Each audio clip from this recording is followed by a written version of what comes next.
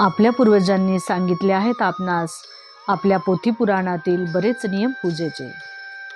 आपल्या पूर्वजांनी सांगितले आहेत आपणास आपल्या पोथीपुराणातील बरेच नियम पूजेचे, जे आणले पाहिजेत नित्य आपण आपल्या आचरणात देवपूजेमध्ये, जे आणले पाहिजेत आपण नित्य आपल्या आचरणात देवपूजेमध्ये. त्याचा सांगणारा आहे आज मी पहिला भाग आपणास.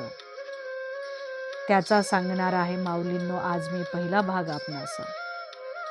सर्व दत्त परिवारास साष्टांग प्रणिपात. शुभ प्रभात. दत्त माझा मी दत्ताचा. रचना श्री गुरुदत्त चरणी अर्पण. देवातील शंखाला वाहू नयेत अक्षता. देवातील शंखाला वाहू नयेत अक्षता. एका दिव्यावर लावू नये आपण दुसरा दिवा. देवातील शंखाला वाहू नयेत अक्षता. भग्न मूर्तीची करू नये आपण कधीही पूजा. भग्न मूर्तीची करू नये आपण कधीही पूजा. तिचे व्यवस्थित करुणी विसर्जन. आणून दुसरी मूर्ती करावी तिची प्राणप्रतिष्ठा. तिचे व्यवस्थित करुणी विसर्जन. आणून दुसरी मूर्ती करावी तिची प्राणप्रतिष्ठा. तर्जनीने लावू नये देवास कधी गंध. तर्जनीने लावू नये देवास कधी गंध. देवासमोर लावलेल्या दिव्याची ज्योत कधीही असू नये दक्षिण दिशेस.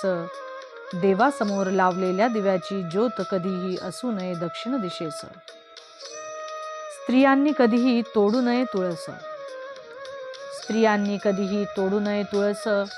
एकाच घरात कधीही पूजू नयेत दोन शिवलिंग, दोन शाळीग्राम, दोन सूर्यकांत, दोन चक्रांक, तीन देवी, तीन गणपती नि दोन शंख. शाळीग्राम पूजावयाचे असल्यास पूजावेत ते 4, 6 व 8 इत्यादी समअंकात. शाळीग्राम पूजावयाचे असल्यास पूजावेत ते 4, 6 व 8 इत्यादी समअंकात. फक्त पूजू नयेत ते 2 या समसंख्येत. फक्त पूजू नयेत शाळीग्राम 2 या समसंख्येत. तर विषम संख्येत 1 पूजावयास काहीच नाही हरकत. शंखोदक धारण करू नये आपण आपल्या मस्तकावर.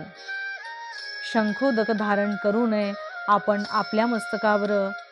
विष्णूंच्या मस्तकावरील वाहिलेले फूल मनुष्याने ठेवू नये कधी आपल्या मस्तकावर. विष्णूच्या मस्तकावरील वाहिलेले फूल मनुष्याने ठेवू नये कधी आपल्या मस्तकावर. न लावता भस्माचा त्रिपुंड व न घालता गळ्यात रुद्राक्षाची माळ. न लावता भस्माचा त्रिपुंड व न घालता गळ्यात रुद्राक्षाची माळ. पूजूच नये तो भोळा शंकर आपण. न लावता भस्माचा त्रिपुंड व न घालता गळ्यात रुद्राक्षाची माळ. देवपूजेसाठी आहेत शिळी फुले नि शिळे जल वर्ज. देवपूजेसाठी आहेत शिळी फुले नि शिळे जल ते वर्ज. मात्र तुलसी पत्रे व तीर्थोदक हे शिळी असली तरी ते चालतात. मात्र तुलसी पत्रे व तीर्थोदक हे शिळी असली तरी ते चालतात. संकल्प सोडल्याशिवाय करू नये कुठलीच धार्मिक कृत्य आपण. संकल्प सोडल्याशिवाय करू नयेत कुठलीच धार्मिक कृत्य आपण. देवास अर्पण केलेले एकच वस्त्र उदकाने प्रक्षालन करून तेच प्रतिदिवशी अर्पण केल्यास लागत नाही कुठलाच दोष. देवाचे सुवर्णालंकार व सुवर्णाचे यज्ञोपवीत याविषयी सुद्धा लागू होतो हाच नियम. देवाचे सुवर्णालंकार व सुवर्णाचे यज्ञोपवीत याविषयी सुद्धा लागू होतो हाच नियम. वाजवू नये शिवमंदिरात झांज. सूर्यमंदिरात शंख नि देवीच्या मंदिरात बासरी. वाजवू नये माऊलींनो शिवमंदिरात झांज, सूर्यमंदिरात शंख नि देवीच्या मंदिरात बासरी.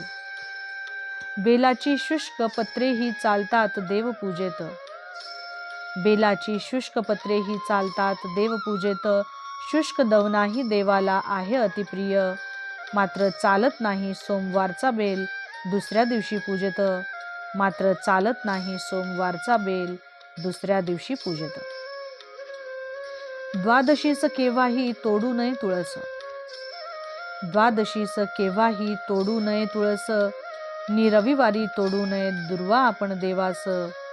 द्वादशीस केव्हाही तोडू नये तुळस. जलकमला वाचुनी अन्य कोणत्याही फुलाच्या कळ्यांनी करू नये देवपूजा. बेलाचे पान नेहमी व्हावे पालथे त्या शंकरा. गणेश चतुर्थी शिवाय अन्य दिवशी वाहू नये तुळस श्री गणेशास. गणेश चतुर्थी शिवाय अन्य दिवशी वाहू नये तुळस श्री गणेशास. नवार्णव किंवा गायत्री मंत्र जपावा बसून आसनावर. नवार्णव किंवा गायत्री मंत्र जपावा बसून आसनावर. तो जपू नये अन्यत्र कुठेही फिरत रस्त्यावर. नवार्णव किंवा गायत्री मंत्र जपावा बसून आसनावर. आपली जपमाळ व आसन आपण देऊ नये इतरास. आपली जपमाळ व आसन आपण देऊ नये इतरास.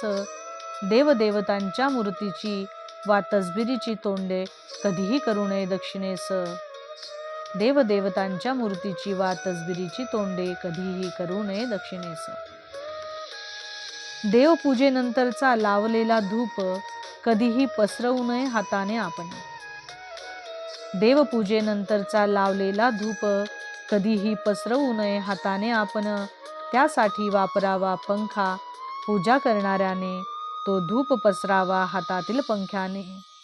तो धूप पसरावा हातातील पंख्याने. गंध उगाळून झाल्यावर आधी काढावे ते तबकडीत. देवाचे गंध उगाळून झाल्यावर आधी काढावे ते तबकडीत. लावू नये देवास ते परस्पर सहानेवरून. लावू नये देवास ते परस्पर सहानेवरून. अवधूत चिंतन श्री गुरुदेव दत्त. दिगंबरा दिगंबरा श्रीपाद वल्लभ दिगंबरा.